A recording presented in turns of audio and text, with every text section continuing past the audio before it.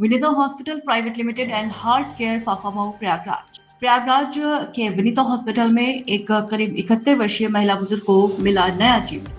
जी इस बुजुर्ग महिला को 31/7/2026 को विनीता हॉस्पिटल में मैंड्रेटिक आर्टरी यानी धमनी की सर्जरी करके नया जीवन दिया गया। जी हाँ, यहाँ के चिकित्सकों ने एक और महत्वपूर्ण उपलब्धि हासिल की। बता दें कि इस महिला के पेट में तेज दर्द और कुछ भी खाने में असमर्थ थी। इसके लगातार उल्टी और मतली होने के कारण इसको भर्ती किया गया था। मतली और उल्टी के कारण इसे हाइपोनेट्रीमिया और हाइपोकैलेमिया हो गया, जिसके कारण महिला की किडनी फेल होने लगी और खून का प्रवाह कम होने की प्रबल आशंका के चलते सीटी एंजियोग्राफी की गई, जिसमें दुर्लभ बीमारी सामने आई। इस बीमारी के तत्काल इलाज व सर्जरी की आवश्यकता थी, क्योंकि इस बीमारी से धमनी फटने या थक्का जमने से मरीज की तुरंत मौत हो सकती थी। विश्व स्तर पर अब तक 3000 से भी कम मामले सामने आए हैं। अभी तक भारत में अभी तक केवल 5 मामले प्रकाशित हुए। ये एक रक्त वाहिका संबंधित इमरजेंसी बीमारी है। डॉक्टर आस्था सिंह के नेतृत्व में इस दुर्लभ बीमारी का इलाज किया गया और साथ में एनीथियोलॉजी डॉक्टर R.K. वर्मा भी मौजूद रहे। ये बुजुर्ग महिला पूरी तरह स्वस्थ होकर अपने घर जा चुकी है। प्रयागराज उत्तर प्रदेश ब्यूरो चीफ पंकज गुप्ता की खास रिपोर्ट। इस समय मैं विनीता हॉस्पिटल में हूँ, जो कि ये फाफामऊ में स्थित है। यहाँ पर एक सफलपूर्वक इलाज हुआ। उस सफलपूर्वक इलाज के बारे में यहाँ पे जो डॉक्टर ने ऑपरेशन किया है, आस्था सिंह ने, आइए उनसे हम बात करते हैं कि ये ऑपरेशन किस प्रकार से सफल हुआ, मरीज की स्थिति क्या थी। आइए उसके बारे में हम जानकारी लेते हैं। यहाँ पे जो सफलपूर्वक इलाज हुआ है उसके बारे में हम जानना चाहेंगे, किस प्रकार का इलाज। ये पहले तो ये जो बीमारी है इसको spontaneous isolated superior mesenteric artery dissection कहते हैं, जिसमें आर्टरी फट तो जाती ही है उसकी वॉल, साथ में उसमें एन्यूरिज्म भी बन जाता है, फूल जाती है और साथ में ही थक्का भी जम जाता है।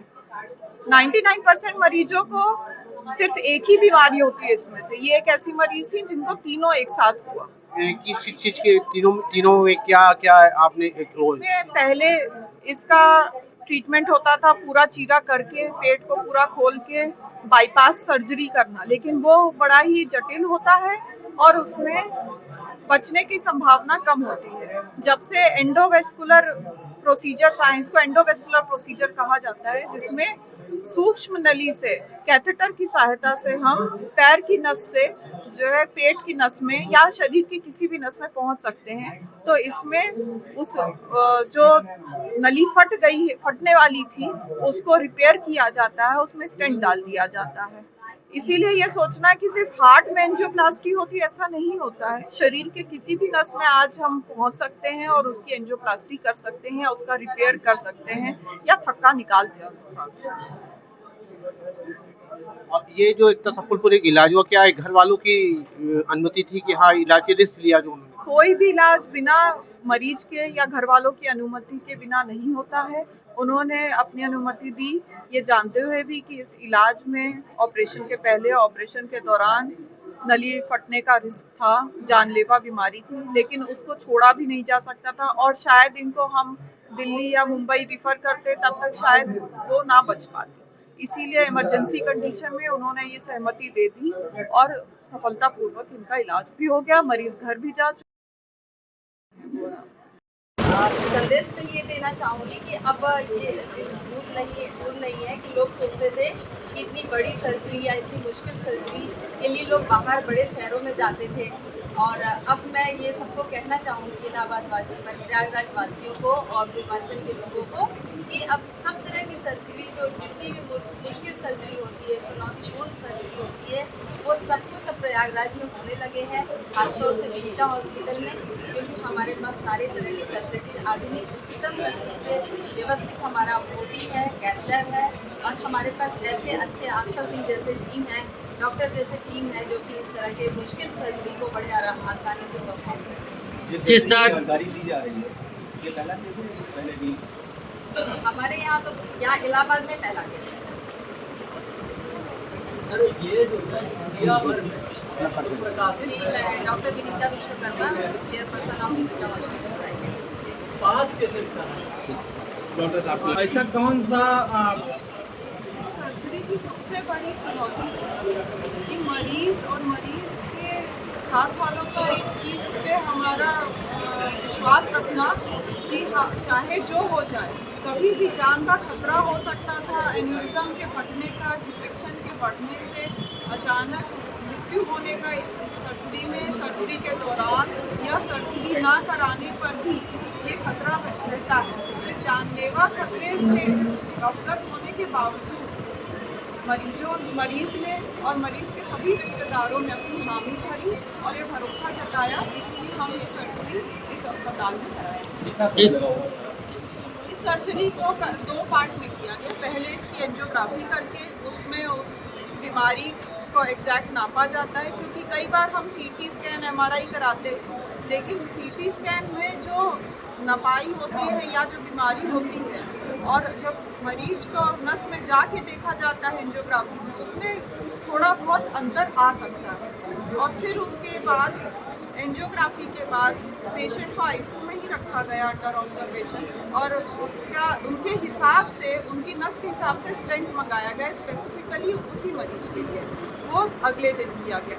तो हर पार्ट लगभग आप मान के चलिए आधे से 1 घंटा लेता है इस सर्जरी में। 1 घंटा हम जब कहते हैं तो इसमें क्योंकि चीरा नहीं लगता है, टाँके नहीं लगते हैं, और छोटी सी एक बहुत ही छोटा सा चीरा, सूक्ष्म चीरा लगता है जो कि फीमोरल आर्टरी, जो कि पैर की आर्टरी, उसके थ्रू जाया जाता है। तो ज़्यादा से ज़्यादा इस सर्जरी में 1 घंटे में क्लियर हो जाता है। इसको किस तरह से पहचाना जाता है? इस तरह अगर हम मोस्टली सोचते हैं कि पेट में दर्द हो रहा है, उल्टी हो रही है, तो कोई इन्फेक्शन होगा, आंतों की सूजन होगी, या हो सकता है कई लोगों को आजकल fatty liver, gall bladder stone की बीमारी। लेकिन अगर ये बीमारियां नहीं निकल रही है और पेशेंट की हालत गंभीर होती जा रही है, या आपने कभी देखा होगा कि आँख सड़ जाती है और आँख को चीरा करके निकालना पड़ता है या आँख को तोड़ना पड़ता है, ये नसों की दिक्कतों से होती है। अगर लंबे समय तक पेट में दर्द है, उल्टी है, वजन नहीं बढ़ रहा है और इतना ज़्यादा दर्द है कि उससे बाकी अंग भी प्रभावित हो रहे हैं, तो हमें इस बीमारी की तरफ सोचना चाहिए और तुरंत से तुरंत सीटी स्कैन करा लेना चाहिए। इस बीमारी का पूरा नाम है spontaneous isolated superior mesenteric artery dissection type 5 with aneurysm and thrombosis. मैं डॉक्टर आस्था सिंह हूँ, वेस्कुलर IR प्रयागराज। जो कि यहाँ एक सफलपूर्व इलाज हुआ है। यहाँ की जो चेयरमैन है विश्वकर्मा जी, आइए उनसे हम बात करते हैं इस इलाज उसके संबंध में इलाज के बारे में बाकी डिटेल तो डॉक्टर आस्था से पूछ लीजिएगा, कैसे क्या था उसका डिजीज का और कैसे परफॉर्म किया। पर ये बहुत ही मुश्किल और चुनौतीपूर्ण ऑपरेशन था जो कि इलाहाबाद में, प्रयागराज में कभी भी परफॉर्म नहीं किया गया था। और इसको चूंकि कई हॉस्पिटल वालों ने इसको करने से मना कर दिया था, बल्कि इसको डायग्नोसिस ही नहीं बन पाई थी कि उस मरीज को प्रॉब्लम क्या है। बहुत ही क्रिटिकल कंडीशन में थी, 71 ईयर की उनकी एज थी और काफ़ी चीज़ें गड़बड़ हो चुकी थी बॉडी में।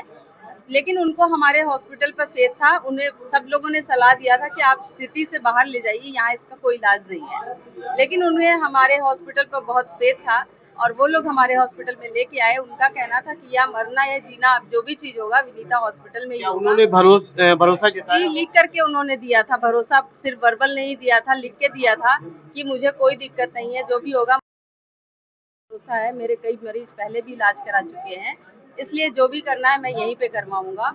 तो उनके एक तो उनकी सबसे बड़ा भरोसा, मुझे बड़ी खुशी है उन पर, उनके परिवार वालों पर, कि उन लोगों ने इतना बड़ा भरोसा विनीता हॉस्पिटल पर किया, जिसकी वजह से हम लोगों ने इस तरह की चीजों को परफॉर्म कर पाए। और ये एक हम मैसेज देना चाहेंगे कि हमारे हॉस्पिटल का उद्देश्य है कि सिर्फ हम सफलतापूर्वक सर्जरी ही नहीं करना चाहते, बल्कि ऐसी सर्जरीज को करना चाहते हैं कि जो कि जिस सर्जरीज को लिए, जो जिस इलाज के लिए हमारे प्रयागराज के सारे पेशेंट्स बाहर जाते थे, बड़े शहरों में जाते थे, काफी पैसा खर्च होता था, तो उस तरह की सारी सुविधाएं और सारे इलाज की व्यवस्थाएं हम अपने विनीता हॉस्पिटल में कर रहे हैं और काफी कुछ हमने अचीव कर लिया, आगे भी करते रहेंगे ताकि किसी को यहाँ से बाहर न जाना पड़े। जी, मैं doctor Vinita Vishwakarma, managing director Vinita hospital private.